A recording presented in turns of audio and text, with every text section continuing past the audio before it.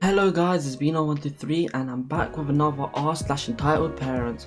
Hopefully I can get, 5,000 subscribers by the end of the month. And tomorrow I'm probably going to be doing a r/entitled bitch. Anyways, that's enough rambling. Let's get straight into the video.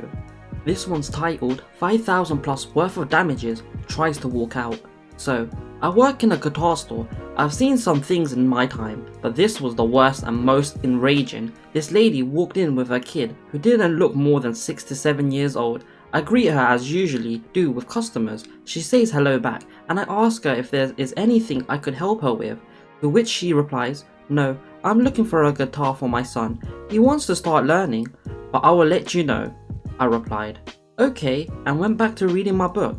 From here it will be mostly dialogue. E equals entitled mother, B equals brat, M equals me. "Excuse me, can we take a look at this guitar here?" You could, but I wouldn't recommend that guitar for beginners. It is a Gibson custom shop, Les Pauls, priced at over 5 grand. "Excuse me? Who are you to tell me what my son should play?" Now a little annoyed, she just yelled at me, but I keep a civil tone with her. Well, it's just that it is full size and his hands are too small, so his fingers most likely wouldn't be able to stretch enough to reach the frets, and it cost over $5,000. As we were talking, B was on his tiptoes reaching for the guitar, which was placed high so kids couldn't reach them and break them, and needless to say, it was not high enough, because just as I looked over and before I could react, B jumped and pushed on the bottom of the guitar and it lifted, came out of the stand and practically dove headfirst onto the floor. It was high enough to break off the headstock. I immediately locked the door remotely with a button under the counter, kind of knowing what is coming next. After doing this, I immediately ran over to the child and the guitar. I just stand there for a moment in shock, and before I could say anything, M starts screaming at me. I can't remember word for word of what it was, but it was something along the lines of, "You could have gotten my kid killed. What were you thinking? I am going to get you arrested and fired for risk of injury to a minor," and some other legal bullpoop.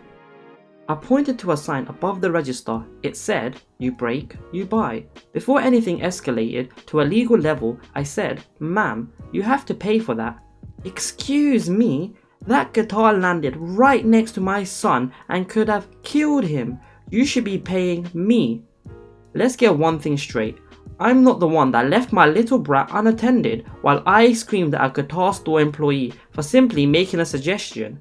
Second of all, the guitar fell at least a foot away from your son. And a third of all, you still have to pay for the expensive guitar your son just destroyed. So, how will you be paying? "I'm not paying anything. I'm leaving." Tries to leave, but the door is locked. "Let me out this instant or I will have you arrested for holding us hostage." "No ma'am, you have to pay." "I'm calling the cops." In my head, good, one less thing I have to do. I now call my manager, who lives about a 4-minute drive away, which he is furious, not at me but at the woman and her nerve. Manager arrives, then the cops arrive soon after. After we let the cops in, I explained the situation in as much detail as I could give, and for proof, we have cameras that record audio as well, so all in all, she ended up paying with a check. The officer took down her information in case the check bounced, which I didn't sympathize with her on because she drove away in a Porsche. To this, I pretty much say is people are silly. And why did she not keep the guitar? It doesn't sound like she kept it. If I broke something and had to pay for it, I'd definitely just keep it because you pretty much bought it. And it reminds me of a story of when I went to B&Q. If you don't know what that is, it's like a home store, and like I was playing with it like a spear, and then I accidentally slammed it into the ground because it slipped out of my hand, and I swung upwards like a swimming stroke, grabbed it and pretty much slammed it straight into the ground and broke it.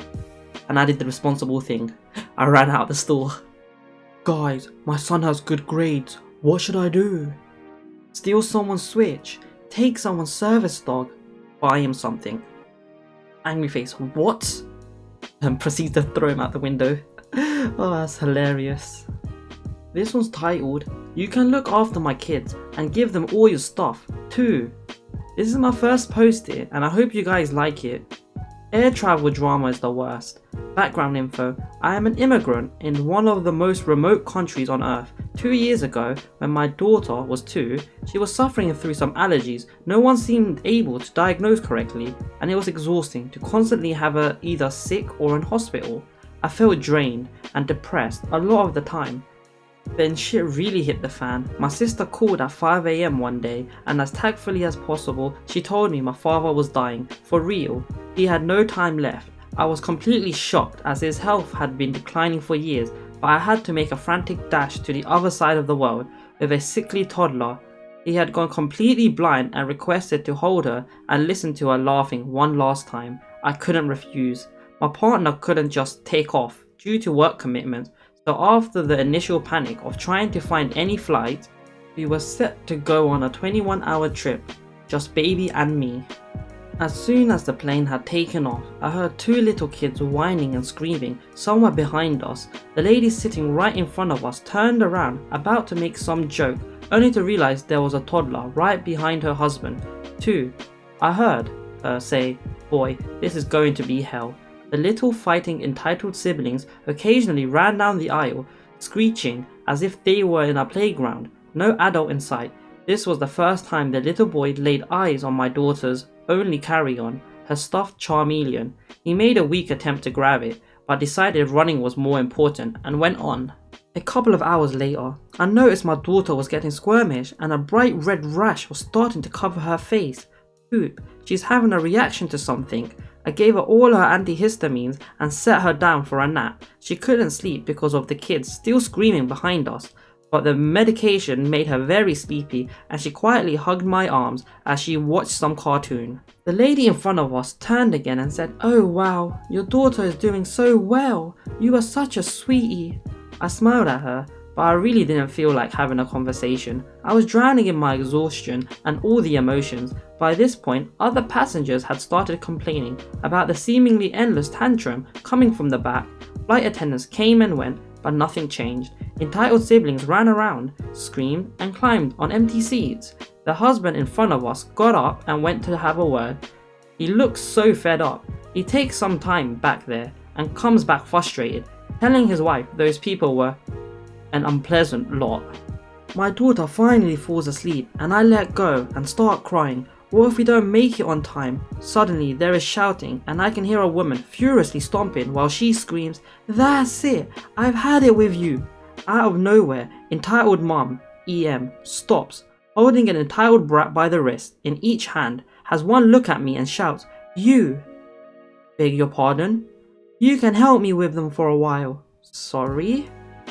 If you want to tell the whole plane how you are much better than me than you think you are, and your kid is perfect, you can help me out. To her kids. Now, you can scoot along and sit here with the nice lady. You can play with the baby. They cannot seat here. There is only one seat.